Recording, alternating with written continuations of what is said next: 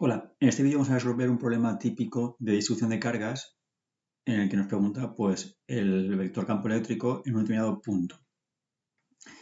En este caso tenemos dos cargas, una está en la posición 0,3, carga número 1, y la carga número 2 en la posición 0, -3.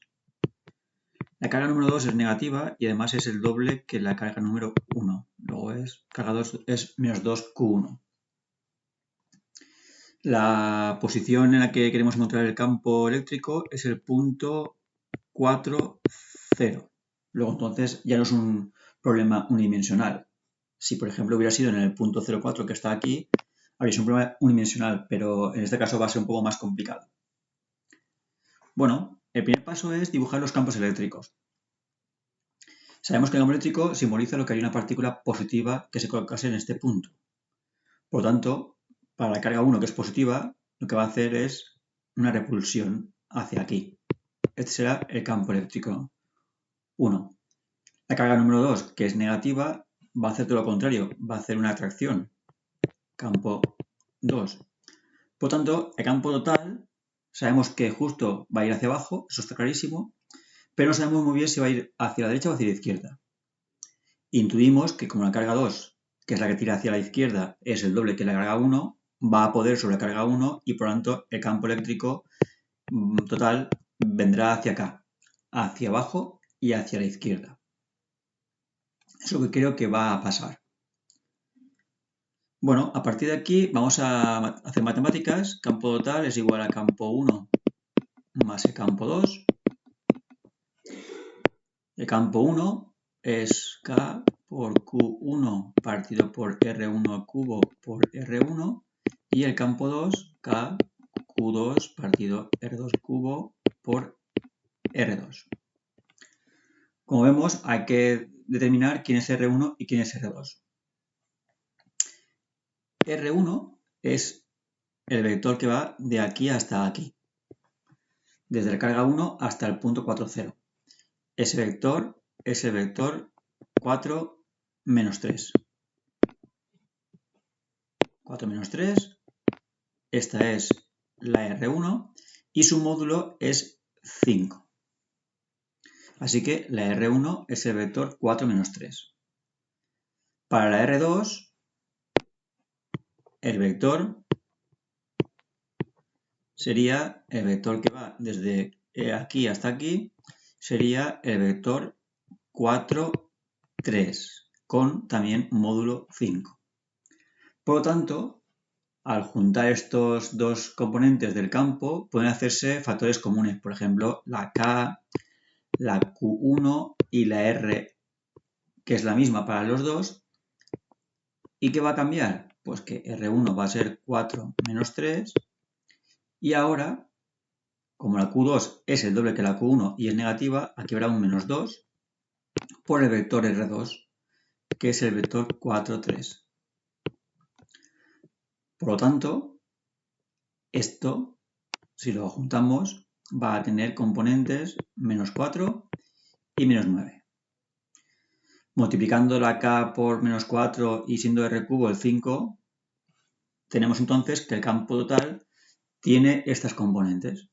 Como la Q1 no sabemos cuánto vale, va a quedarse indicada.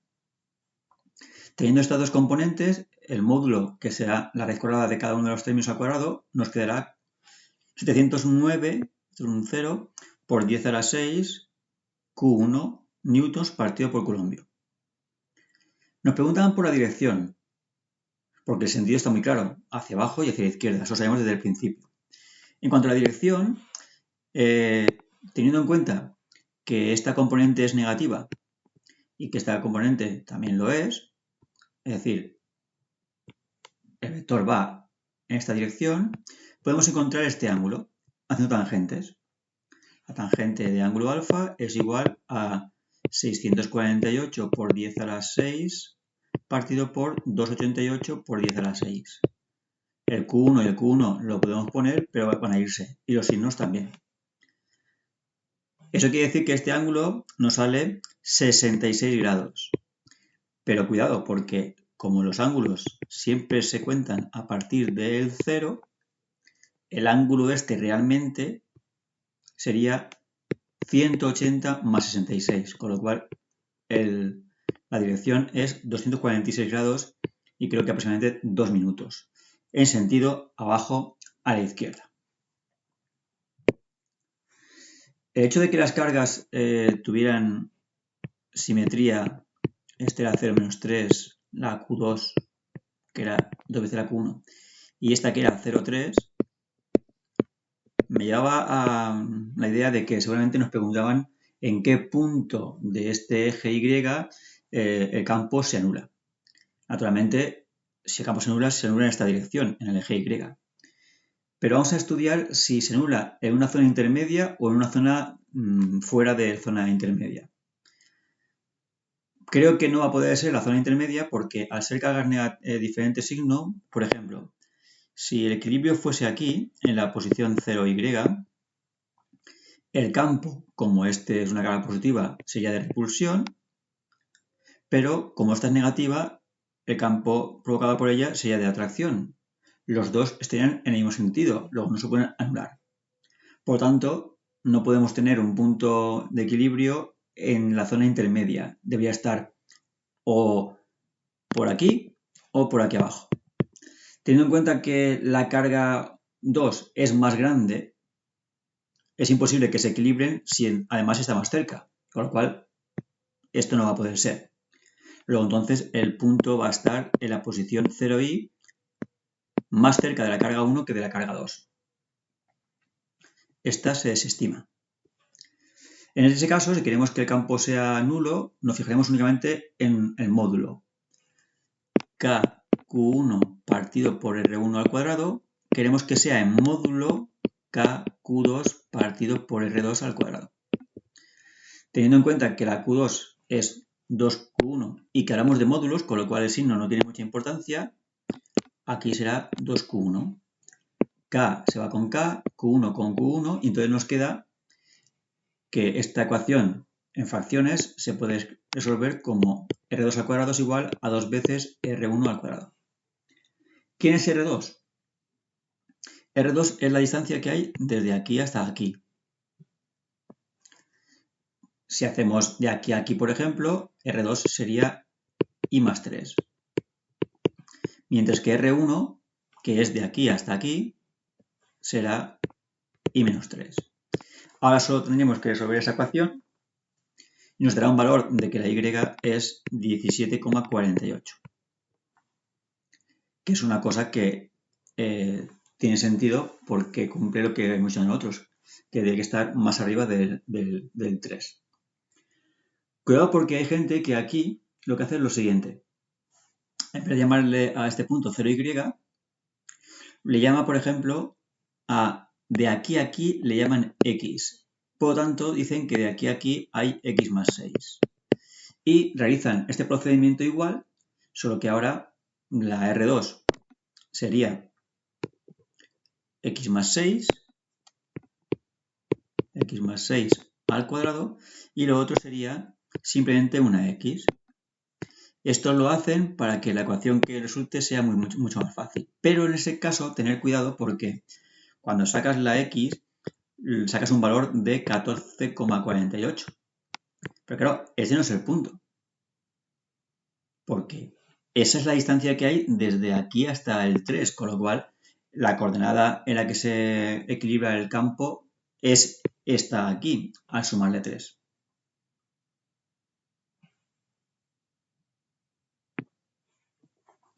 En el apartado C decía, justifica razonablemente si en el punto S, en el punto 0,17,48, también se anula el potencial.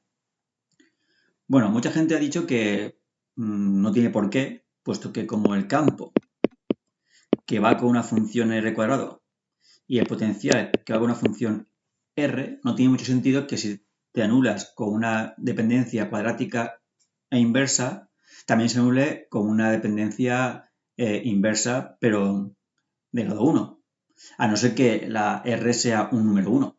Entonces, en ese caso, podría ser. Una cosa es lo que yo creo y otra es la demostración. Aquí hay gente que ha hecho dos cosas distintas. Unos han dicho, vale, voy a ver en este número cuánto vale el potencial. Y entonces ha hecho potencial 1 más potencial 2. K por Q1 partido por R1 más K por Q2 partido por R2. Claro, R1, la distancia desde el 0,3 hasta aquí será 14,48, mientras que la R2 será 17,48 y 3, 20,48. Entonces han puesto aquí los datos y han visto que esto no salía a 0. Otras personas lo que han hecho ha sido replicar lo mismo que ha hecho con el campo para ver en qué posición el potencial es 0. Es decir, lo que han hecho ha sido equilibrar que el potencial de 1 sea igual a potencial de 2. Han hecho esto, potencial de 1 es igual a potencial de 2. Y entonces han encontrado que la posición tenía que ser, a ver, si quitábamos esto y esto es 2Q1, también se iba, nos quedaba que 1 partido por R1 tenía que ser igual que 2 partido por R2. R1 le han llamado como antes, creo que era I menos 3, y a R2 le han llamado I más 3, siendo lo mismo que hemos hecho antes. Entonces han visto que el valor de la Y para que esto pasara no correspondía con este número de aquí. Por lo tanto, han demostrado de esta forma que, que anularse en este punto no quiere decir que también el potencial se anule en ese punto. Yo creo que es mejor la forma de utilizar este punto, ver cuánto vale el potencial y demostrar que no es 0.